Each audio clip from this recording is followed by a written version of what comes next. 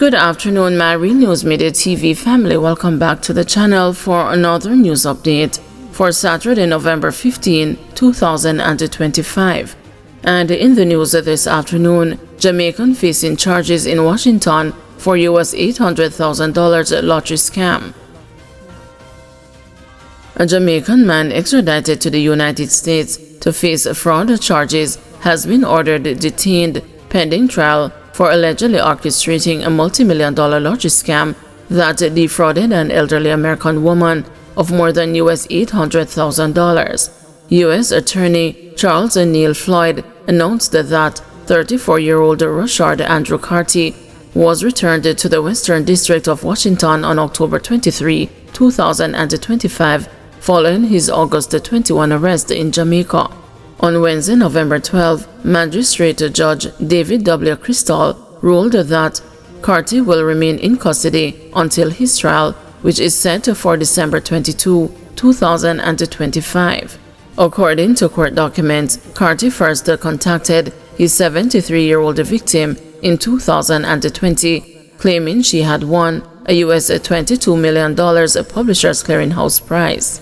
For the next 3.5 years, between August 2020 and February 2024, he allegedly convinced her to send more than US $800,000 in supposed taxes, fees, and other costs needed to claim the fictitious winnings.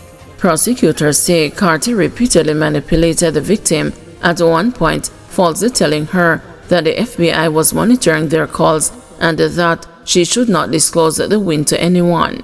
His request for money escalated over time. He allegedly urged her to withdraw smaller amounts of cash to send via FedEx, then later told her the funds had been lost or stolen and demanded more. Investigators say Carty also persuaded the victim to borrow against her home and to ultimately sell the property to continue sending him money. The funds were mailed to various couriers in the United States. The indictment further alleges that Carty was relentless, bombarding the victim with calls and text messages from different numbers. When she attempted to cut off contact, he allegedly sent 2 trucks and pizza deliveries to her home and even contacted her landlord requesting a welfare check, all in attempts to re-engage her. Carty was indicted in November 2024, and after being taken into custody in Jamaica last August, he consented to extradition. He faces 4 counts of wire fraud and 4 counts of mail fraud, each punishable by up to 20 years in prison. Prime Minister and opposition condemn deadly gun attack on 2 cops. Prime Minister Andrew Holness has condemned the killing of the 2 police officers along Waltham Park Road on Thursday evening, calling the attack violent and senseless.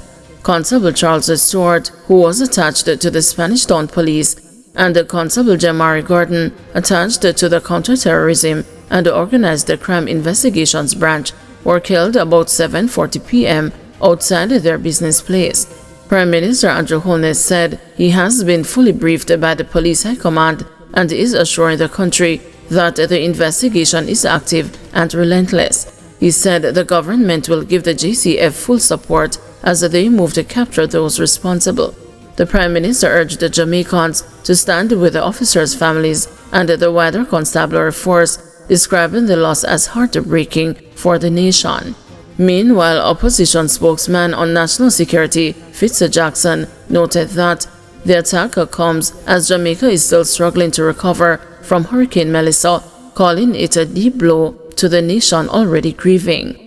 Jamaicans are being forced to confront not only the pain of natural disaster, but also the trauma of these violent crimes against our police officers. This vicious attack is not only an assault on individuals, but an assault on law and order and on all Jamaicans who rely on the security forces to protect us. Road fatalities continue to climb. Even as Jamaica reels from the devastation of Hurricane Melissa, the country's road fatality count is showing no sign of slowing. Despite a battered infrastructure and blocked roadways, deadly traffic incidents persist, with 8 fatal crashes recorded since the start of the month, pushing the toll further into dangerous territory. To date, 330 fatalities have been recorded from 290 fatal crashes. This is 10 or 3% more fatalities recorded when compared with the corresponding period of 2024. Fatal crashes also went up by 5% compared with the same period last year. The country is projected to record 392 fatal crashes by the end of the year, 27 more than the 365 recorded last year. Bridgeport Primary reels from murder of teacher and a daughter. Shock, sadness, and in some instances anger gripped the Bridgeport Primary School on Friday as staff and the students mourned the slaying of grade 5 teacher Tara Pinnock and her 14-year-old daughter Talia Wright. Pinnock, who has been teaching at the Portmore St. Catherine-based institution for the past 2 years, was remembered as a warm, dedicated educator whose impact on her students and colleagues were unmistakable. The 29-year-old did not report to work on Wednesday and failed to answer calls from both the principal and her grade supervisor, an absence that immediately raised alarm due to her reliability and consistent communication. When she also did not turn up for work on Thursday, checks revealed the bloody scene at their Spanish Town St. Catherine home. A devastated grade 5 supervisor, Claudia Seavright, struggled to hold back tears on Friday as she reflected on her relationship with Pinnock, whom she had known for 5 years and worked closely with for 2. "It's a hard one," she said. "Miss Pinnock is one of those persons who cares about her students. She has that rapport with them where she could get them to settle down and get work done, and she is not one who would beat them," Seavright explained, adding that both the students and the colleagues deeply felt Pinnock's love. "She was very important to us, and listening to the teachers in her grade, you know she was loved." Seavright noted that Pinnock was always thoughtful and professional in her communication. Miss Pinnock was one of those persons whom when she is not coming in or she was going to be late, she would send a message saying, "Miss, I am going to be late," she recalled. "That is why Wednesday's silence felt immediately ominous. When I did not get that from her, there were concerns, and I kept calling her phone and it went straight to voicemail." Knowing Pinnock's character, Seavright said her intuition told her something was wrong. The most emotional moment of Friday's gathering came when students from Pinnock's class were given space to express their grief through art, poetry, and short writings, guided by counselors from the Ministry of Education. Their drawings and verses reflected overwhelming sadness, love, anger, and a deep sense of loss. One young student courageously stood to read her message aloud, accompanied by a sketch of Pinnock wearing a blue outfit. "Miss Pinnock, you were the nicest teacher at Bridgeport Primary School. Miss Pinnock, your personality is remembered as the kindest teacher. Surely she will be with us always.